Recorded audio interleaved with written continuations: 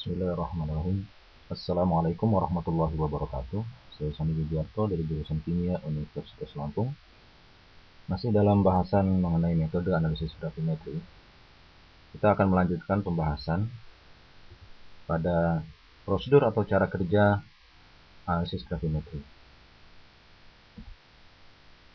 Yang pertama dalam analisis gravimetri adalah tahap penyiapan larutan. Nanti akan kita jelaskan satu persatu. Ada beberapa tahapan dalam cara kerja ini. Yang kedua adalah proses pengendapan, termasuk pemilihan larutan untuk mengendapkan analit, kemudian pencernaan atau digestion. Yang keempat adalah penyaringan, kemudian pencucian, pengeringan atau pemanggangan. Yang ketujuh adalah penimbangan endapan. Dan yang terakhir adalah proses perhitungan. Baiklah, kita akan menjelaskan dari tahap penyiapan larutan.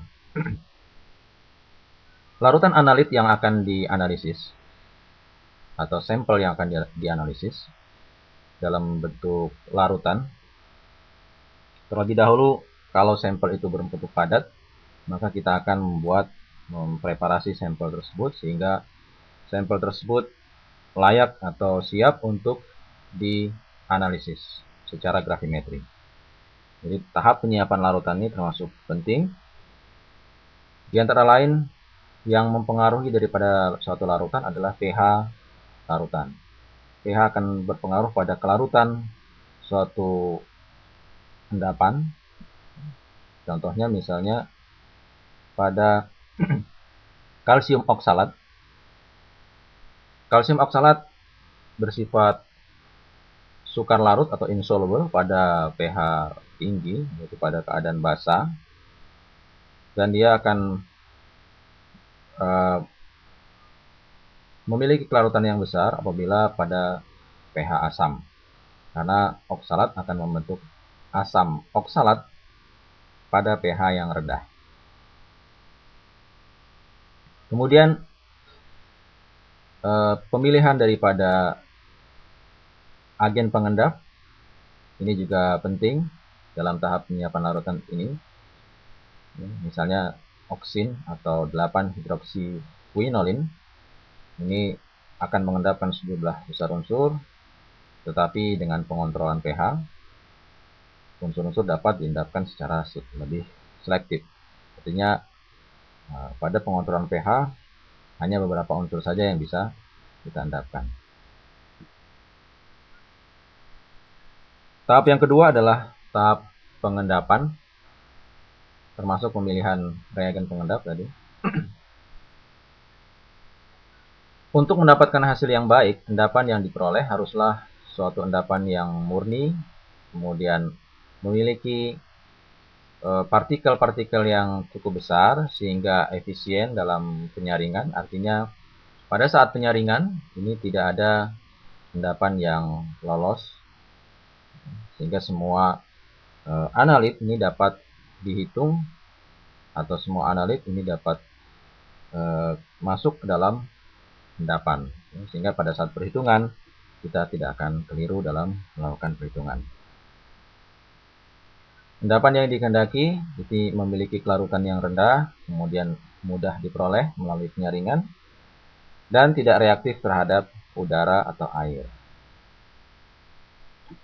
Berdasarkan ukuran partikel dari ion maupun koloid dan kristalin, kita bisa membedakan partikel-partikel yang terdapat dalam larutan itu dalam 3 penggolongan. Yang paling kecil adalah bentuk ion dalam larutan. Ini memiliki diameter sekitar 1 angstrom atau 10⁻⁸ cm. Kemudian yang lebih besar lagi yaitu partikel-partikel koloid yang berbentuk koloid antara 10⁻⁷ sampai 10⁻⁴ cm. Kemudian terdapat endapan berupa kristalin dengan diameter sekitar 10 pangkat min 4 cm. Endapan yang kita harapkan itu adalah bentuk endapan kristalin. Nanti akan dijelaskan bagaimana memproses suatu partikel koloid ini sehingga dapat digunakan dalam analisis gravimetri. Seorang ilmuwan von Neumann menemukan bahwa ukuran partikel endapan ini berbanding terbalik dengan kelewat jenuhan relatif dari suatu larutan. Kelewat jenuhan relatif atau RSS, relatif super saturated, ini berbanding lurus dengan Q dan berbanding terbalik dengan S. Q adalah konsentrasi campuran reagen sebelum terjadi pengendapan atau derajat lewat jenuh, kemudian S-nya adalah kelarutan dari endapan. Nilai RSS ini dapat digunakan untuk memperkirakan atau mengontrol endapan yang terbentuk. Kalau nilai RSS besar, maka endapan yang terbentuk itu cenderung membentuk partikel-partikel yang kecil atau partikel-partikel koloid. Ini yang tidak kita harapkan dalam analisis gravimetri, karena partikel yang kecil ini akan susah penanganannya, terutama pada saat pencucian atau penyaringan. Dikhawatirkan dia akan lolos pada saat penyaringan. RSS yang kecil ini akan membentuk endapan yang besar, yaitu endapan berukuran kristalin. Jadi yang dikehendaki adalah endapan dalam gravimetri adalah endapan yang besar, yaitu nilai RSS-nya kecil. Agar nilai RSS kecil, maka kita perlu memperkecil Q dan memperbesar nilai S. Ada beberapa cara untuk merekayasa sehingga nilai RSS menjadi kecil, yaitu yang pertama dengan melakukan proses pengendapan dari larutan encer. Larutan yang pekat ini akan memperbesar nilai Q. Kemudian yang kedua, penambahan reagen atau agen pengendap secara perlahan disertai pengadukan. Ini juga akan mengecilkan nilai Q sehingga diharapkan nilai RSS-nya juga akan berkurang. Kemudian dengan melakukan pemanasan, solubility akan meningkat, S-nya akan meningkat sehingga RSS akan berkurang. Berikutnya yang termasuk meningkatkan solubility adalah dalam pH rendah. Kebanyakan larutan ini, kebanyakan endapan ini akan meningkat kelarutannya pada pH rendah. Kita akan melihat bagaimana mekanisme pengendapan atau bagaimana suatu endapan terbentuk. Suatu larutan lewat jenuh, ini adalah larutan yang memiliki nilai Q lebih besar dari nilai KSP.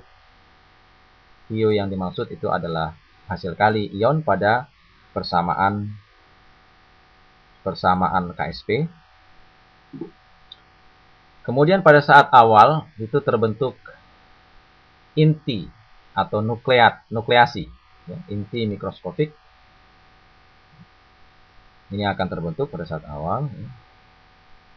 Ini bisa melalui dua cara, yaitu secara spontan atau secara induksi. Induksi maksudnya adalah dengan menambahkan beberapa partikel yang kecil ke dalam suatu larutan lewat jenuh, maka akan terbentuk endapan. Di samping nukleasi, ada mekanisme yang berikutnya, yaitu pertumbuhan partikel atau particle growth. Particle growth. Jadi setelah situs nukleasi terbentuk, ion-ion yang lain tertarik sehingga membentuk partikel yang besar. Ini adalah yang disebut dengan pertumbuhan partikel. Berikutnya kita akan melihat bagaimana suatu partikel yang berbentuk koloid. Disebutkan tadi bahwa koloid adalah partikel yang berukuran kecil, yang dia tidak mengendap, tetapi dia stabil di tengah larutan. Dia tidak mengendap. Suatu partikel koloid ini bisa stabil di dalam larutan, artinya tidak mengendap, karena pada partikel koloid ini terdapat beberapa bagian. Di sini digambarkan bagaimana suatu koloid AgCl, ya. Pada bagian tengah itu adalah partikel AgCl.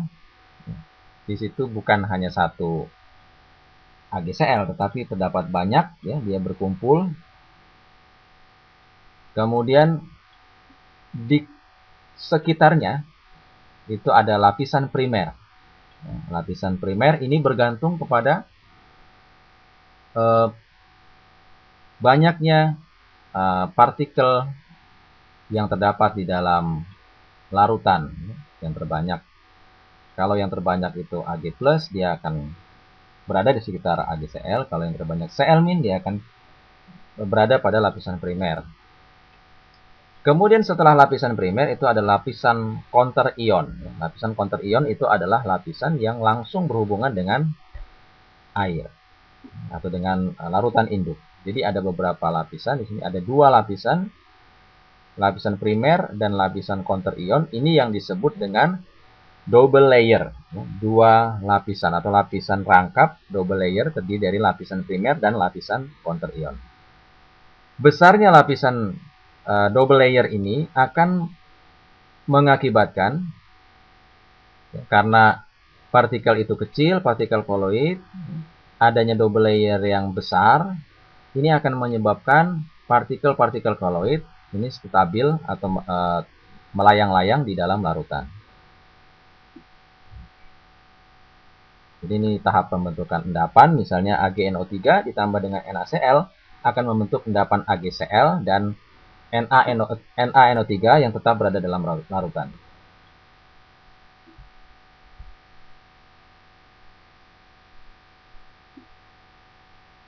Ini proses pembentukan, diulangi tadi. AgNO3 ya, ditambah dengan NaCl. Cl- yang ditambahkan. Jadi pada saat awal itu Cl- masih sedikit, sangat sedikit, karena Ag-nya berlebih. Kemudian lapisan yang terluar dari endapan mengandung kedua ion cenderung untuk menarik Ag+ ke lapisan primer. Jadi tergantung banyaknya ion. Ya. Kalau banyak ion Ag+, maka di lapisan primer adalah Ag+. Partikel-partikel koloid ini masih dapat kita gunakan dalam analisis gravimetri, yaitu dengan beberapa cara. Ya. Yang pertama dengan koagulasi. Koagulasi ini adalah satu proses di mana partikel koloid mengelompok membentuk partikel yang lebih besar. Jadi partikel-partikel koloid ini dibuat sehingga jarak double layer-nya berkurang, sehingga partikel koloid akan mengelompok sehingga dapat turun sebagai endapan. Ini namanya koagulasi. Yang sebelumnya terpisah, ya, disebabkan adanya double layer. Double layernya dikurangi ukurannya, maka akan terbentuk gumpalan atau koagulasi. Kebalikan daripada koagulasi itu namanya peptisasi. Peptisasi adalah koloid yang telah berkoagulasi itu kembali ke keadaan semula. Artinya dia kembali ke keadaan semula. Itu biasanya terjadi pada saat pencucian. Ya, terjadi peptisasi. Ada dua pendekatan yang biasa dipakai agar suatu koloid dapat berkoagulasi. Yang pertama adalah dengan pemanasan. Pemanasan disertai dengan pengadukan. Ini secara nyata menurunkan jumlah ion yang terabsorb dalam partikel. Kemudian akan mengurangi ukuran counter ion, ya, sehingga memudahkan partikel untuk berdekatan. Jadi kalau lapisan counter ionnya ini berkurang, maka akan mudah partikel-partikel kolit untuk saling berdekatan sehingga dia akan turun sebagai endapan. Kemudian yang berikutnya adalah meningkatkan konsentrasi elektrolit larutan senyawa ionik. Larutan elektrolit yaitu senyawa ionik yang tidak mengganggu, ini dapat ditambahkan. Senyawa ionik yang tidak mengganggu dari proses pengendapan itu dapat ditambahkan ke dalam larutan, sehingga larutan ini akan dapat menetralisasi partikel-partikel pada koloid. Kemudian ada beberapa cara untuk mencegah terjadinya peptisasi, yaitu kembalinya partikel yang telah terkoagulasi membentuk koloid kembali. Karena peptisasi ini kebanyakan terjadi pada saat pencucian, maka pada tahap pencucian, untuk menghilangkan counter ion yang berlebih maupun pengotor, ini dilakukan dengan hati-hati, ya, sehingga tidak menimbulkan terjadi peptisasi, yaitu dengan menggunakan elektrolit volatil. Ya, elektrolit volatil itu biasanya asam kuat encer, ini kita tambahkan, misalnya asam nitrat, ya, HCl. Kemudian dilakukan pencernaan atau digestion. Digestion itu adalah tahap membiarkan larutan, membiarkan endapan di dalam larutan disertai dengan pemanasan. Ya, itu pencernaan. Kemudian penuaan atau aging itu membiarkan endapan di dalam larutan. Kita dapat menggunakan suatu garam volatil, ya, pada saat pencucian, sehingga garam-garam ini akan dapat menggantikan counter ion yang berlebih, sehingga counter ion ini akan berkurang. Garam-garam volatil ini akan hilang, ya, pada saat pengeringan endapan. Sebagai contohnya, endapan AgCl itu dapat dicuci dengan larutan HCl. Ini adalah satu asam kuat encer. Ya. Kita tambahkan ke dalam endapan AgCl agar dapat memperbesar partikel-partikel endapan. Kemudian pada saat pengeringan, ya, pada suhu di atas 100 derajat Celcius, ini maka HCl tadi akan menguap, sehingga tidak akan mengganggu pada saat perhitungan. Ini pencernaan tadi sudah disampaikan bahwa dilakukan membiarkan larutan atau membiarkan endapan dalam larutan selama lebih kurang 1 jam disertai dengan pemanasan. Ini akan menghilangkan air yang terikat pada endapan. Kemudian aging atau penuaan, ini penyimpanan larutan tanpa pemanasan selama semalam. Hal ini akan memberi kesempatan kepada pengotor untuk keluar dari endapan. Berikutnya adalah pengendap ikutan atau kopresipitasi. Kopresipitasi itu terjadi, ini hal yang tidak kita kehendaki dalam suatu proses gravimetri, analisis gravimetri. Karena kopresipitasi ini akan mengganggu pada saat perhitungan. Kopresipitasi itu ikut mengendapnya senyawa-senyawa yang tidak kita kehendaki, tidak kita harapkan. Karena kita hanya mengendaki, sebenarnya yang mengendap adalah analitnya. Jadi adanya senyawa-senyawa lain, ya, yang ikut mengendap itu dinamakan dengan kopresipitasi. Ada beberapa jenis kopresipitasi. Ya.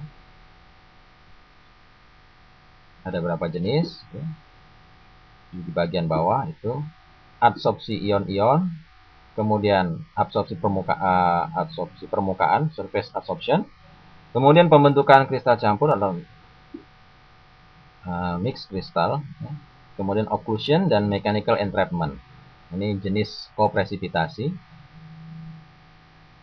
Jenis kopresipitasi. Yang pertama adalah adsorpsi ion atau adsorpsi permukaan. Adsorpsi ion ini adalah ion-ion yang tertarik bersama dengan endapan selama proses koagulasi. pada permukaan endapan ini mengandung ion-ion yang terabsorpsi.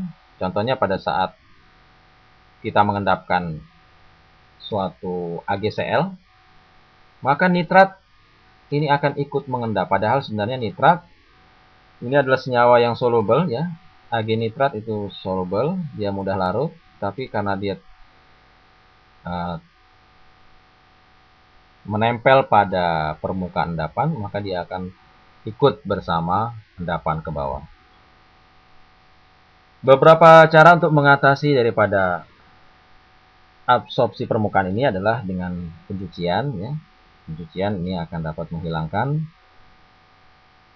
ion-ion yang terdapat pada permukaan, kemudian mencuci dengan elektrolit volatil, atau kita melakukan suatu pengendapan ulang atau represipitasi. Yang kedua adalah pembentukan kristal campur. Pembentukan kristal campur itu terjadi di mana ion-ion yang memiliki muatan dan ukuran yang hampir sama, muatannya sama, ukurannya hampir sama, dengan analit, ya, ini ikut mengendap. Ikut mengendap.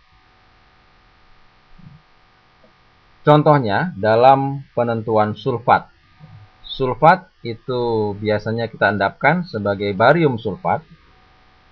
Akan tetapi jika di dalam larutan itu terdapat Pb2+ atau Sr, maka akan di samping barium sulfat akan terdapat juga Pb sulfat dan SrSO4 ya, Sr sulfat. Ini karena apa? Karena ukuran Pb Sr itu hampir sama dengan Ba. Yang ketiga, ini adalah occlusion atau oklusi. Occlusion itu pertumbuhan kristal yang cepat, ya, yang terlalu cepat pada counter ion, sehingga beberapa ion yang terdapat pada sekitar ion-ion yang mengendap itu terjebak di dalam endapan. Ya, misalnya digambarkan di sini counter ion itu partikel-partikel yang berwarna merah. Ya.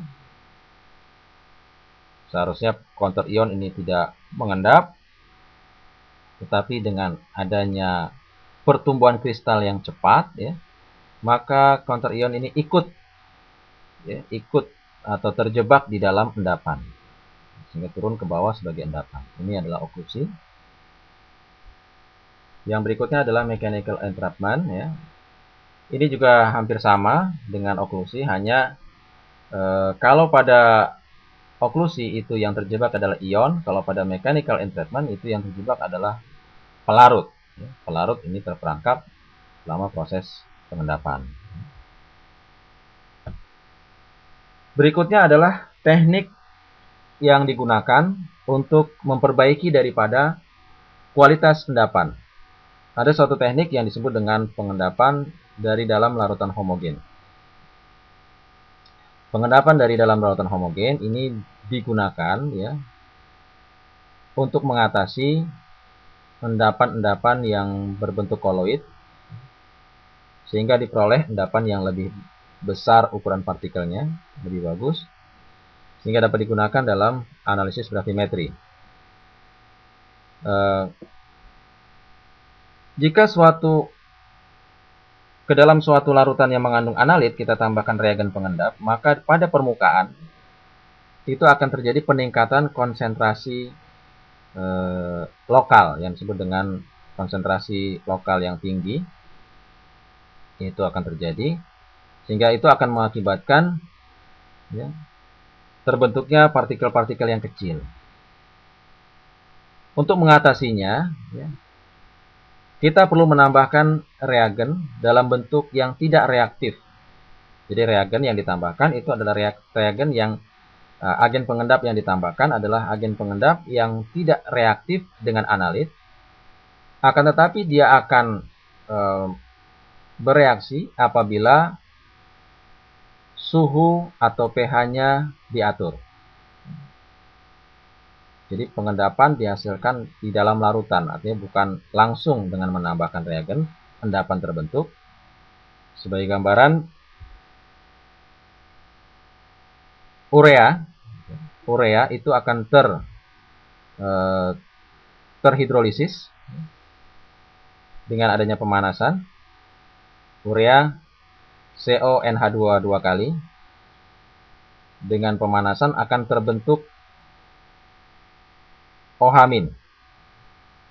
OH- ini biasa kita gunakan dalam pengendapan ion-ion, ya. Ini reaksi ini dapat berlangsung pada suhu yang tinggi. Misalnya kita akan mengendapkan besi Fe3+ atau Al3+, kita akan endapkan sebagai FeOH 3 kali atau AlOH 3 kali. Ini tidak kita tambahkan OH- secara langsung, tapi dengan cara menambahkan urea. Kemudian setelah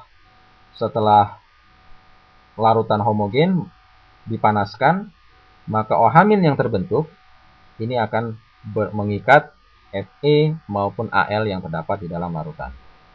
Ini yang disebut dengan pengendapan dari dalam larutan homogen. Tahap yang berikutnya adalah pengeringan. Setelah penyaringan, endapan dikeringkan untuk menghilangkan pelarut yang berlebih, kemudian menghilangkan zat-zat yang volatil, ya, menghilangkan pengeringan. Pengeringan ini kita biasanya gunakan oven, ya, sampai suhu di atas 100. Tetapi dalam beberapa kasus, ya, itu endapan baru akan stabil setelah suhu mencapai suhu yang tinggi, yaitu sekitar 1000 derajat Celcius. Ini dalam beberapa kasus, tidak semua endapan demikian.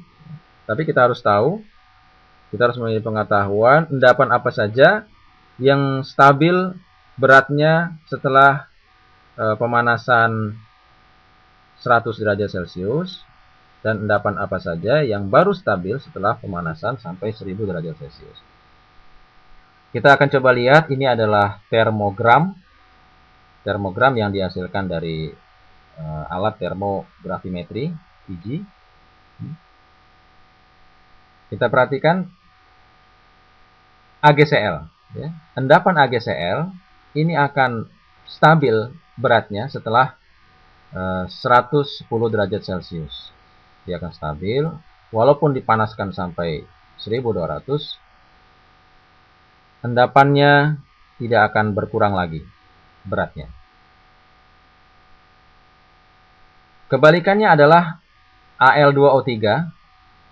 Al2O3 ini baru stabil beratnya setelah di atas 1000 derajat Celcius. Maka untuk pengeringan Al2O3 kita tidak cukup dengan menggunakan oven, ya, tapi kita perlu peralatan yang lebih besar suhunya, ya, yaitu yang disebut dengan furnace atau tungku. Ini akan menghasilkan suhu yang besar, ya, sehingga diharapkan setelah pemanasan yang dengan suhu tinggi, maka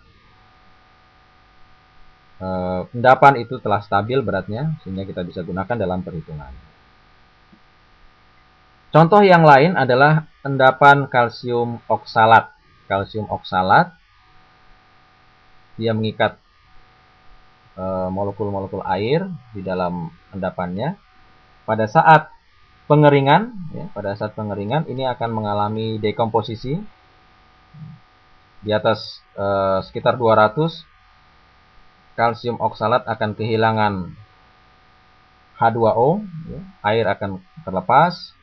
Kemudian sekitar 400 derajat Celcius dia akan kehilangan CO, atau karbon monoksida akan terlepas, sehingga dia menjadi CaCO3, kalsium karbonat. Kemudian di atas 800 maka CO2-nya terlepas, sehingga pada saat akhir, pada saat perhitungan terakhir itu bukan lagi berbentuk kalsium oksalat, tetapi bentuknya adalah kalsium oksida, ya, CaO. Nah, ini penting untuk diketahui, sehingga pada saat perhitungan kita tahu dengan persis komposisi daripada endapan itu apa, ya, sehingga pada saat perhitungan kita tidak akan keliru, ya, menentukan berat molekul dari endapan. Berikutnya adalah agen pengendap. Ya, agen pengendap itu terdapat agen pengendap anorganik dan organik. Agen pengendap anorganik itu terdapat banyak jenisnya. Ya. Jadi banyak kation dan anion yang dapat diendapkan secara kelompok. Ini dalam pemisahan kation dan anion, analisis kation anion kita sudah mempelajari. Reagen pengendap atau agen pengendap yang digunakan untuk mengendapkan analit. Misalnya kita akan mengendapkan Ag, kita bisa tambahkan HCl, akan terbentuk AgCl. Berikutnya juga ada contoh-contoh yang lain, ya, analit. Kemudian yang di bagian sebelah kanan itu analit dan endapan yang terbentuk. Di sebelah kiri adalah agen pengendap. Untuk agen pengendap organik, ini ada beberapa jenis juga. Ini contohnya beberapa saja. Yang pertama dimetildioxin. Dimetildioxin itu biasa digunakan untuk mengendapkan nikel, Ni. Kemudian 8 hidroksiquinolin, ya. Ini akan bisa mengendapkan beberapa logam seperti Mg2+. Dia akan membentuk suatu senyawa kelat, ya. Senyawa kelat, senyawa kompleks. Demikian penjelasan mengenai prosedur kerja dalam metode analisis gravimetri. Semoga bermanfaat bagi Anda semua. Apabila Anda kurang jelas, Anda bisa melihat di web blog saya atau dapat berkirim email kepada alamat email yang terletak di bawah. Sekian dan terima kasih. Wassalamualaikum warahmatullahi wabarakatuh.